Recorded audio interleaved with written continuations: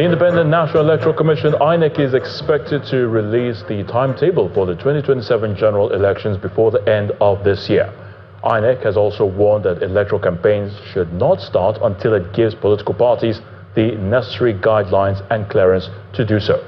However, the spring season of political intrigues and maneuvers continues. Tonight, Babajide Ogunsoro, who is the founder of Leadership by Data and Channels Television's chief data analyst, is right here to share more facts and vital insights on what the evolving political map now looks like. Babajide, great to have you again on the News at 10. Good evening, Ayatunde. All right, so election timetable from INEC, of course, will be coming up by the end of this year. Now, before we look at the permutations, and of course the combinations for 2027, how similar, or should we say different, are the current political maneuvers compared to 2013 and, of course, 2017? It's all a matter of perspective, Ayatunde. It's just like a game of cards, and we'll get back into what sort of games are we going to be likely seeing. But if we want to really compare this season to another season, what I prefer us to do is we're looking at 2013, that election that brought in President Buhari in 2015.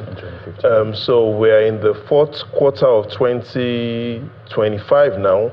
Going by INEC standards, we're about 17 months to the next election, 17 months.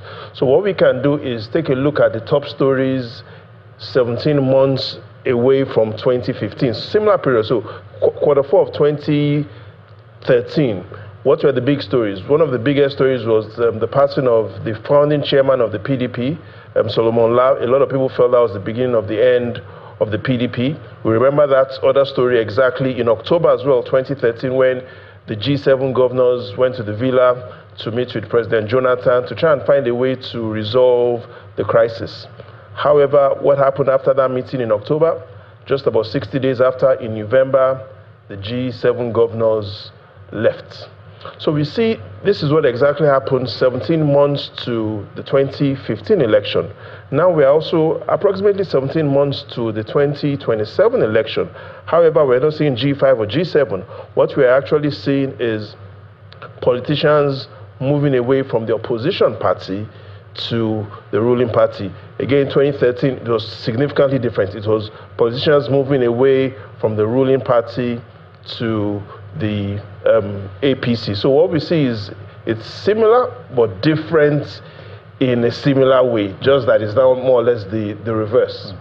So how about in 2017? So 2017, again, the trend wasn't so different because then you had President Buhari who had won the 2015 election, and then 2017 we were getting ready for the 2019 election. So what people are talking about right now is President Tinubu is coming to the end of his first term.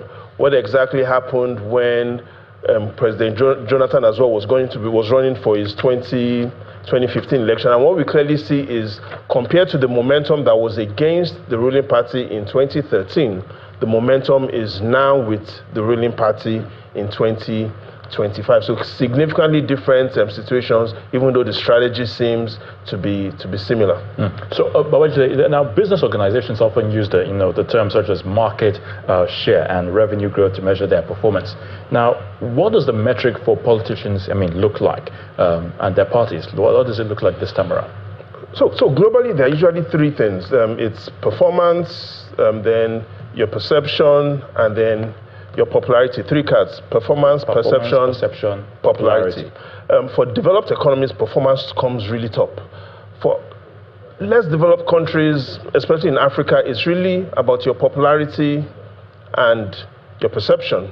And so perception and popularity still shapes a lot of things. Going back to what you had talked about, we remember that 2015 election, despite the G7 governors, in southern Nigeria, President Jonathan still had the majority in the 2015 election. So when the results were polled by INEC, the result shows that President Jonathan then had 9 million votes across the 17 states in southern Nigeria versus candidate Buhari's 3 million votes.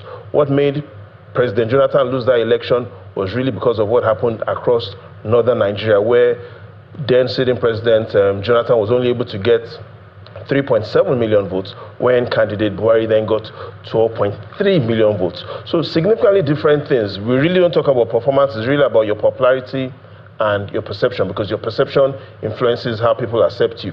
So, Ayotunde, let's take a look at what the popularity and perception of the map currently looks like.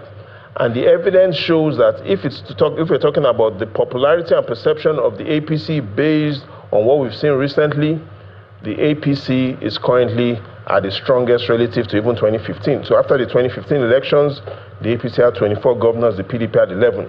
After the 2029 elections, 2015. So look at what happened after the 2023 elections. The APC had 20 governors. Now the APC has 25 governors, a bit of changes on the top. So overall, what we see is that the APC is significantly getting stronger across the political map in the country. And of course, with the defections that we're also seeing from some PDP governors to the APC, which makes it, like you said, the popularity is indeed growing. But actually, is it too early, to know what factors, will play out or will have the greatest influence, come 2027? It's really not too early, especially if we actually stick to the facts, which I want us to do, because if we stick to the facts, it gives us an insight about what we most likely might see. And if we take a look at the chart of the week, it allows us to see the challenges for the opposition party and the opportunities for the ruling party. And these are the facts based on all the defections that have happened recently. At the moment, in the Northwest, APC has 5 governors. The PDP only has 1 governor in Zamfara State. In the Northeast, APC 3, PDP 3. PDP is currently just controlling Bauchi, Adamawa, Taraba. North Central, all APC apart from Plateau State. In the South-South, all APC apart from River State. In the Southeast, the PDP has no party. LP, that's Abia State, ABGA in Anambra. In the Southwest, APC controlling 4 states. The PDP is only in Osun, and that's Osun and Oyo State. So overall, what we see is that the APC is significantly growing stronger across all the zones. But in the final analysis, what a lot of Nigerians are asking is there any way for the opposition? And the evidence shows that there's only one way to defeat President Tinubu, and that is at his own game. So take your time to ask, what game will the president pick? We'll discuss that next week. We'll leave it at that. Many thanks, Babajide Ogunsanwo, for your analysis again on the News at 10. The pleasure is all mine.